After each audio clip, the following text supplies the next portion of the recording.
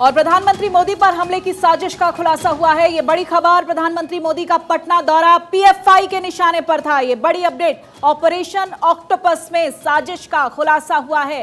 किस तरह से लगातार देश के 14 राज्यों में पीएफआई के ठिकानों को खंगालने की कोशिश हो रही है और इसी बीच ये बड़ी अपडेट, प्रधानमंत्री मोदी का जो पटना दौरा था वो पीएफआई के निशाने पर था।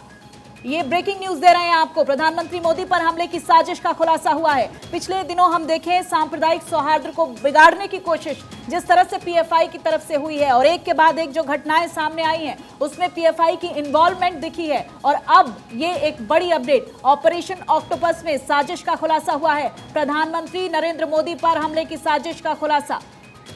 कुमार प्रबोध मेरे सहयोगी ज्यादा जानकारी के साथ इस खबर पर मेरे साथ लाइव जुड़ चुके हैं। कुमार प्रबोध, देखिए पिछले काफी दिनों से जिस तरह से हम देख रहे थे पीएफआई की इन्वॉल्वमेंट कई आपराधिक वारदातों में सामने आई और उसके बाद हम देख रहे हैं देश के 14 राज्यों में अलग अलग ठिकानों पर पीएफआई के जो तार हैं वो खंगालने की कोशिश और इसी बीच ये बड़ी खबर कि प्रधानमंत्री नरेंद्र मोदी को भी निशाने पर लेने की कोशिश थी पीएफआई की तरफ से।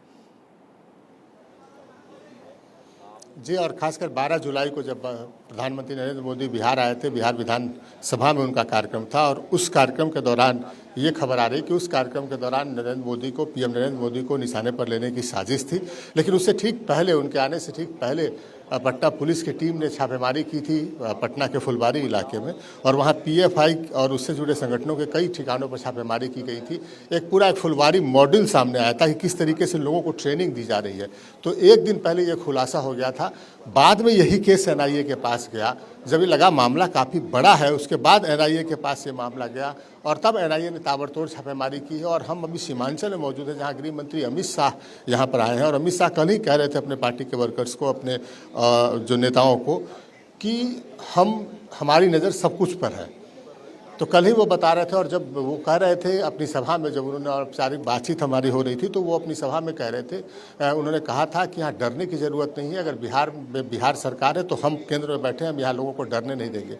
तो हमने बाद में पूछा कि आखिर किसको आप डरने, ये जो आप कह रहे हैं कि नहीं डरने की ज़रूरत नहीं है, क्या मैसेज देना चाहते हैं? तो अमित शाह ने कहा कि आप समझ जाइए, हम सारे बिंदुओं पर मैसेज देना चाहते हैं। मतलब ये था कि पीएफआई का भी जो खतरा है उसको भी केंद्र सरकार फेस करेगी और उस पर काबू पाएगी, उस पर लगाम लगाएगी। और खासकर अमित शाह जहाँ आए हैं पूर्णिया, हम बता दें उनके आगमन से पहले ठीक एक दिन पहले पूर्णिया में छापेमारी हुई और कहा जाता है कि पीएफआई में जो स्टेट ऑफिस है पीएफआई का बिहार में, वो पूर्णिया में है, वहाँ छापेमारी हुई। हालांकि जो स्टेट हेड है वो फरार है, एनआईए को उसकी तलाश है, लेकिन कई और लोगों से पूछताछ हुई है, कई और लोग गिरफ्त में लिए गए हैं एनआईए के। तो बड़ा खुलासा हुआ और इस बीच गृह मंत्री अमित शाह यहाँ पर मौजूद है सीमांचल के इलाके में। हाँ, अभी हम देख रहे हैं कि जिस तरह से पीएफआई के कई कार्यकर्ताओं को, कई नेताओं को हिरासत में लिया गया, उनसे लगातार इन्वेस्टिगेशन चल रही है। तो ये जो अब बड़ा खुलासा हुआ है प्रबोध, इस पर किस तरह, किसकी निशानदेही पर, कैसे ये अभी जो पिछले दिनों हम देख रहे हैं छापेमारी चल रही है उससे जोड़कर देखा जाए या फिर ये पूरा एक अलग मामला सामने आया है? कैसे पता चला पीएफआई के निशाने पर था ये सब? देखिए, ये मामला का खुलासा तब हुआ जब प्राइम मिनिस्टर पटना आने वाले थे जुलाई में, और जुलाई में उनके आने से ठीक एक दिन पहले जो है वो छापेमारी की थी पटना पुलिस ने।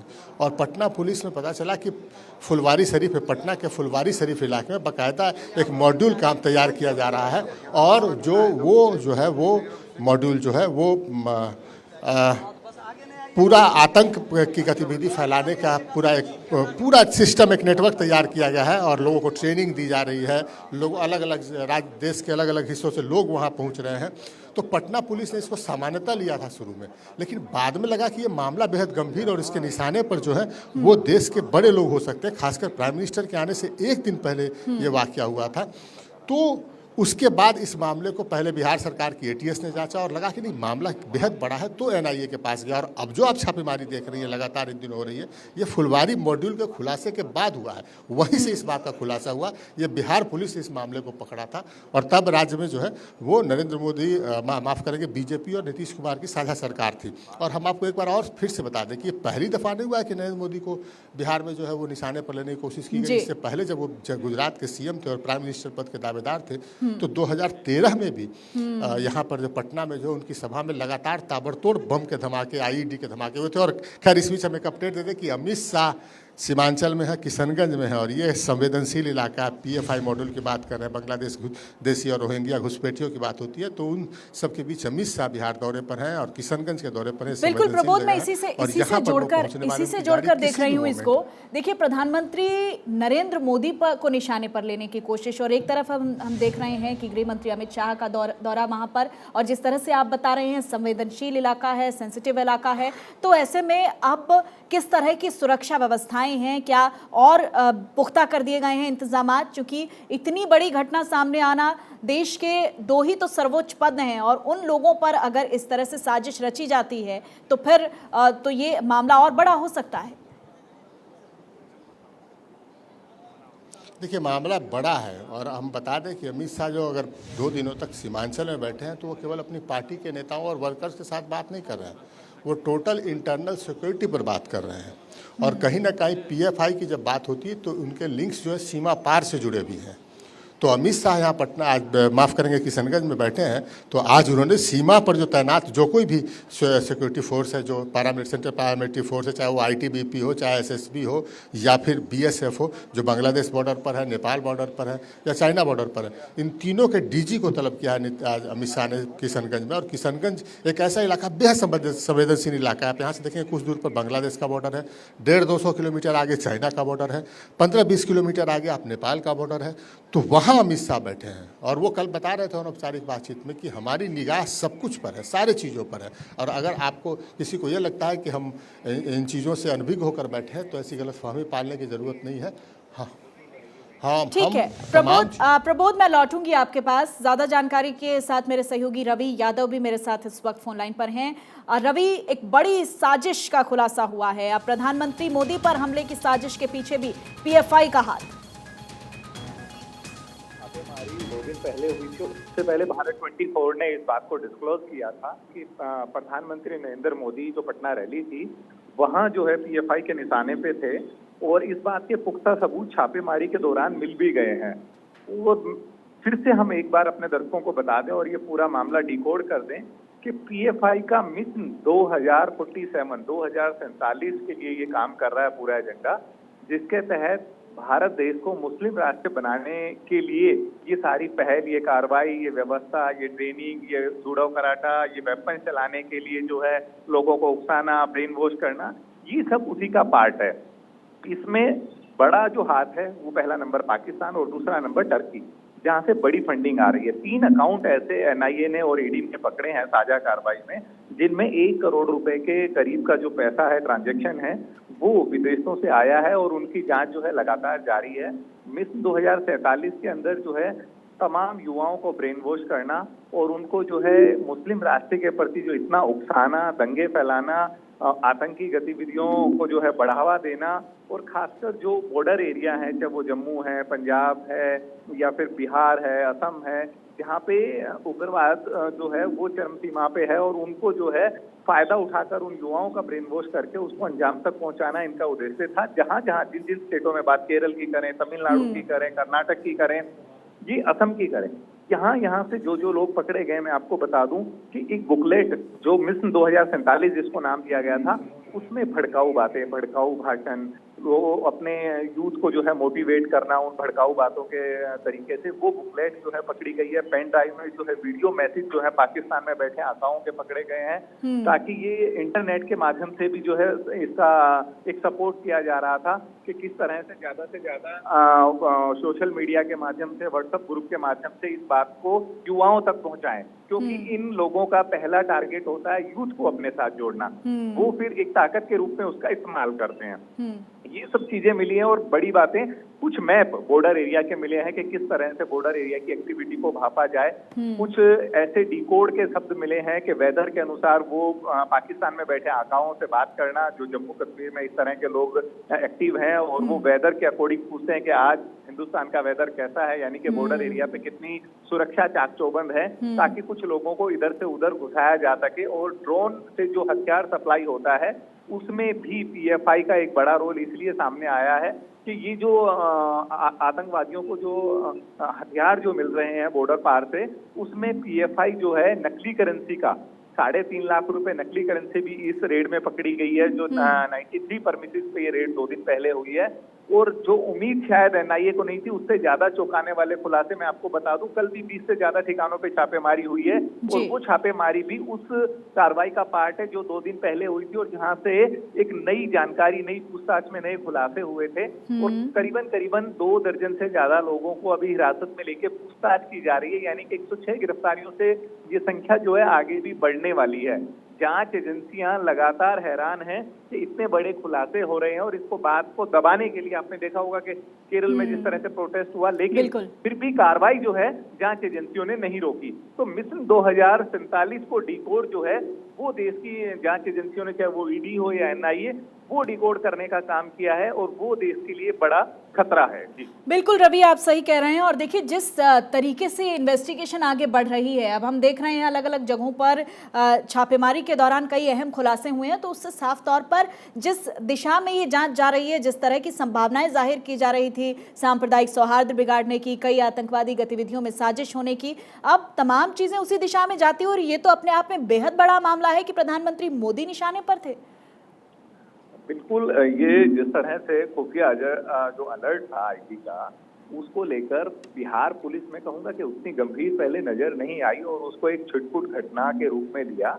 लेकिन आईबी का अलर्ट जो है पहले से था और ये ज्वाइंट ऑपरेशन जो हुआ है, बेशक आईबी इसमें रेड डालने के लिए नहीं गई हो, लेकिन आईबी और एनएसए अजीत डोभाल और साथ साथ गृह मंत्री और एनआईए चीफ वाईसी मोदी, ये सब लोग इस ज्वाइंट ऑपरेशन को मॉनिटर कर रहे थे देश के गृह मंत्रालय से बैठकर। और अमित शाह जो है पूरी कार्रवाई पे नजर बनाए हुए थे कि किस तरह से देश के अंदर रहकर ही कुछ लोग देश के लिए घातक बन रहे हैं और इस तरह की गतिविधियों का अंजाम दे रहे हैं कि उनका मकसद जो है वो इतना खतरनाक है कि युवाओं का ब्रेन वॉश करके वो देश में सांप्रदायिक माहौल को बिगाड़ना और दंगे फैलाना है। और जिस तरह से खुलासे हुए, जिस तरह से इस छापेमारी के अंदर अवैध हथियार मिले हैं, अवैध जो है इस तरह के मैप और कागजात मिले हैं, ब्रेन वॉश करने के लिए जो चीजें मिली हैं, बुकलेट जो है ये भारी मात्रा में 2047 मिला है।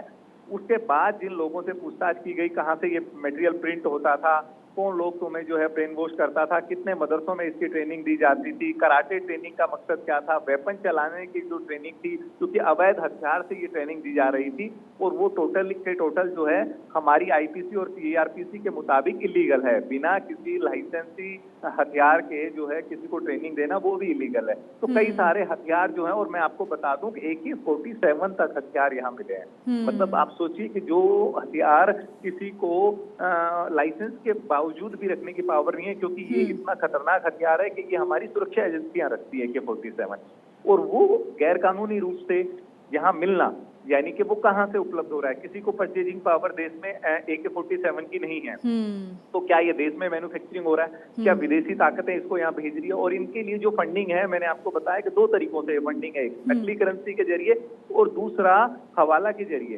और 83 लाख रुपए जो है वो ब्लैक को व्हाइट करके टर्की और पाकिस्तान से बड़ा ट्रांजेक्शन एक अकाउंट में आया, दूसरे में 1 करोड़ के करीब आया, और 3 अकाउंट एक जगह और 2 अकाउंट एक जगह पकड़े गए हैं। और जो PFI के जिला अध्यक्ष, ब्लॉक अध्यक्ष, स्टेट अध्यक्ष और राष्ट्रीय अध्यक्ष, ये एक पूरा इतना बड़ा नेक्सस है कि इनका मकसद ये था कि 23 राज्यों से बढ़ाकर इसको बचे हुए जो 6-7 राज्य थे, वहां तक भी अपने संगठन को फैलाना। लेकिन इस चीज से हम समझ भी सकते हैं ना। देखिए रवि, अगर हम बात करते हैं PFI के नेटवर्क की, तो पहले दक्षिण राज्यों में ही ज्यादा इम्पैक्ट देखने को मिलता था, लेकिन उसके बाद हम देख रहे हैं कि धीरे धीरे ये नेटवर्क बड़ा होता जा रहा है और कहीं ना कहीं अपने मंसूबों में कामयाब होते दिख रहे हैं ये PFI से जुड़े जो नेता हैं, कार्यकर्ता हैं।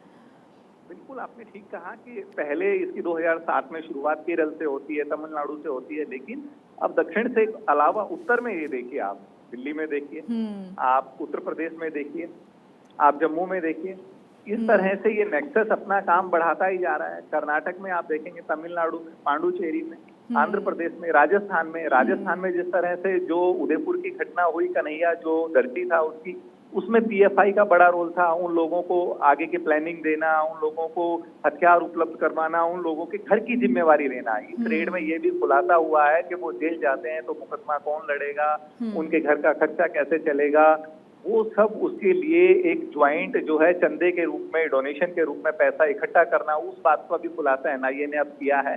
यानी कि कोई भी संगठन, मैं आपको बताना चाहूंगा कि बिना पैसे के कोई ताकत नहीं है, वो बिना पैसे के चल ही नहीं सकता। तो सबसे बड़ा मामला ये था, जो ईडी को एनआईए ने साथ दिया वो इसलिए लिया कि हवाला के जरिए पैसा आ रहा था, मनी ट्रांजैक्शन ज्यादा हो रहा था। तो कौन लोग हैं, कौन आका हैं जो इस तरह से ये टेरर फंडिंग को अंजाम दे रहे हैं, यानी कि आतंकवादी गतिविधियों को बढ़ाने के लिए पैसा दिया जा रहा है। और इसमें देश नहीं बल्कि इनके तार विदेशों तक जुड़े हैं। और इनकी सोच देखिए कि ये अगले 20-25 साल का भविष्य अपना देख रहे हैं। और भारत देश जो एक धर्मनिरपेक्ष देश कहलाता है, उसको ये मुस्लिम राष्ट्र बनाने की ओर ले जा रहे थे। मतलब कितने घातक मंसूबों के पीछे इनकी मानसिकता क्या है। और ये अपने आप को कहते हैं कि ये जो में काम कर रहे हैं, ये युवाओं को जो है अच्छा माहौल दे रहे हैं, अच्छी शिक्षा तालीम की बात कर रहे हैं, और देश के वजीर आलम को मारने की बात कर रहे हैं।